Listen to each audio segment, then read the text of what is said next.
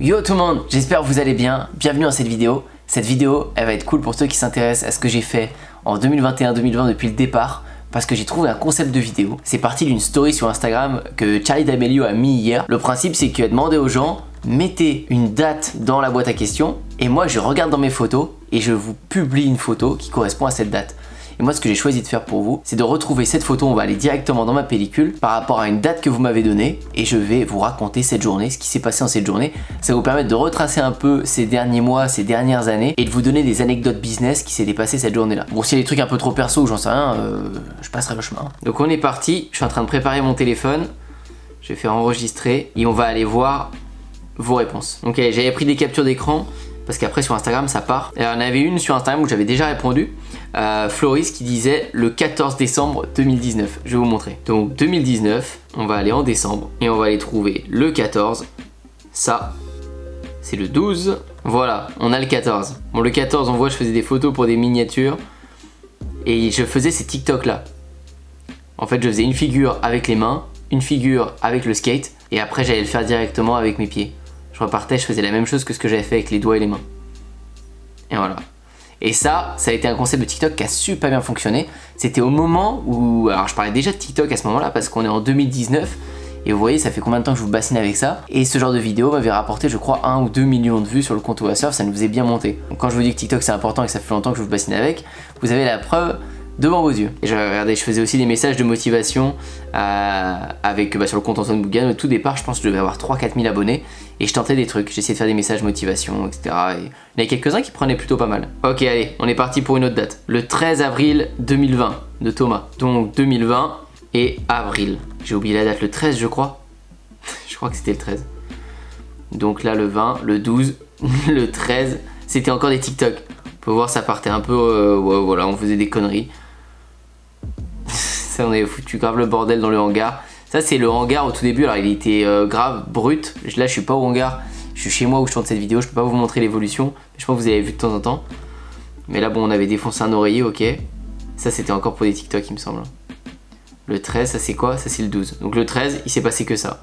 Une attaque de coussin. Mais je me rappelle que c'était dans le but aussi d'un TikTok. Si c'est filmé là c'est que j'ai dû le publier aussi. Ah, j'ai une lumière d'ailleurs, j'ai pas... C'est mieux quand même avec la lumière. Je suis un abruti, j'ai complètement oublié de vous mettre la lumière, c'est pas grave. On va la mettre à partir de maintenant.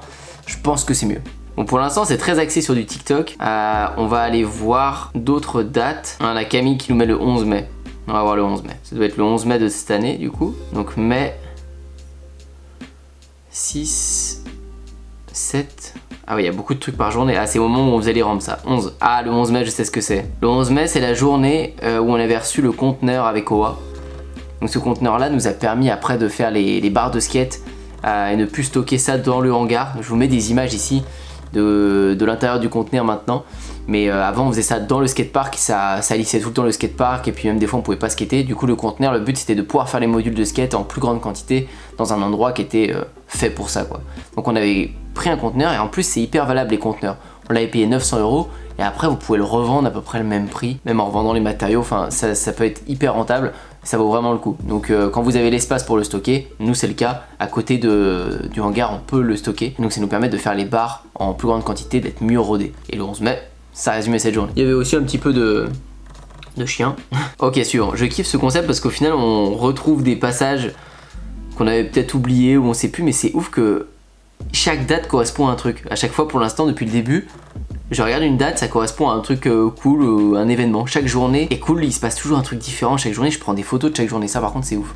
Je sais pas si vous pouvez faire ce test, vous rendre compte que vous faites des photos finalement chaque journée de ce qui se passe. Peut-être qu'il y a que moi qui fais ça en fait. 4 juillet. Allez, vas-y, on va au 4 juillet. Donc novembre, octobre, août, juillet.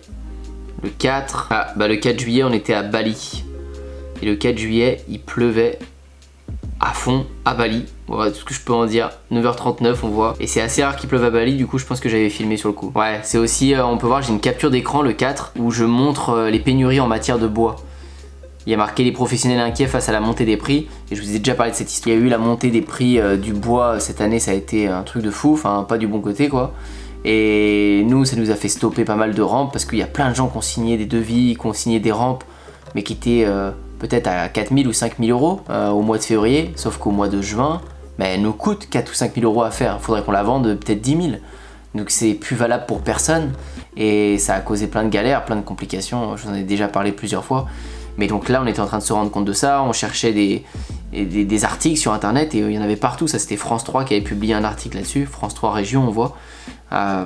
Ça confirmait tout ce qu'on pensait en fait. Donc c'était vraiment une galère, c'était pas une phase facile parce que il y avait tellement de demandes sur les rampes, on vendait super bien mais c'était pas possible, les prix étaient trop fluctuants. Un devis était valable 1 ou 2 jours, tellement ça bougeait. On pouvait dire que ta rampe on te la faisait pour 6 000 €, mais 2-3 jours après on te la faisait pour 8-9 000.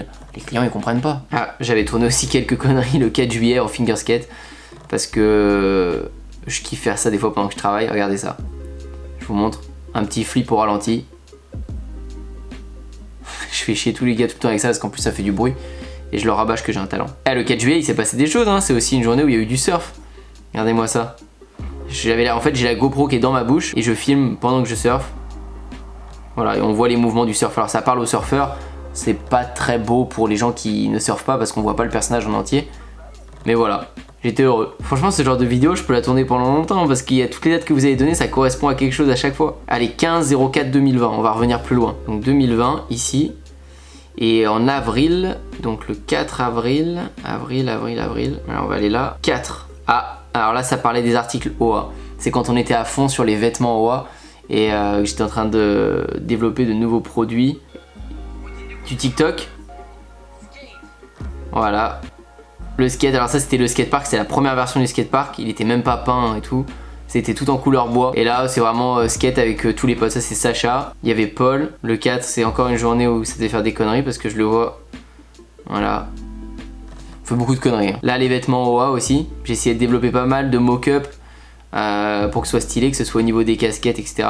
Et là c'est un TikTok mais ça c'est le 5. Donc voilà, cette journée se résume à des vêtements, des conneries, du skate. On peut voir qu'en fait, à chaque fois, il y a toujours un rapport business, que ce soit avec TikTok, un investissement pour OA Surf, pour les bars ou autre. On n'a pas vu trop de où je prends des photos de mon ordi quand je fais des coaching marketing, mais ça représentait pas mal de temps. Et il y a toujours une part de conneries ou de sport tout le temps, ou de voyage. Mais ça résume vraiment ma vie en quelques photos, c'est toujours ça.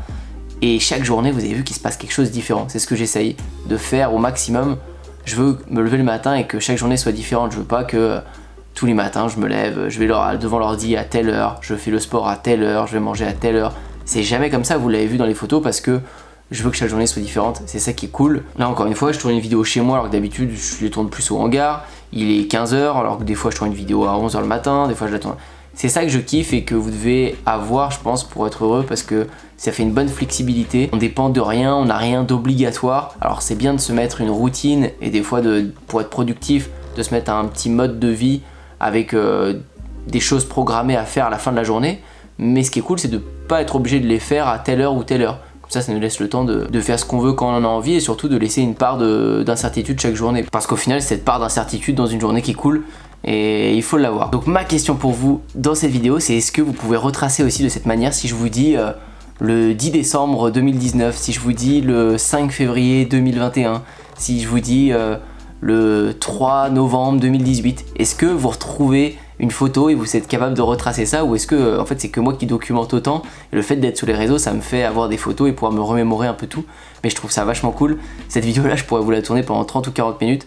Je sais pas si ça vous plaît vraiment, donc dites-moi ça dans les commentaires et si c'est le cas j'en ferai une partie 2, une partie 3 et proposez une date si vous voulez. Si ça vous a vraiment plu, proposez une date dans les commentaires en plus de cette réponse et j'en ferai une partie 2 où je répondrai à vos dates. Vous pouvez aller jusqu'à je pense 2016-2017. Avant, j'aurais beaucoup moins de trucs. N'oubliez pas de liker et de vous abonner si vous avez kiffé et je vous dis à très bientôt pour une prochaine.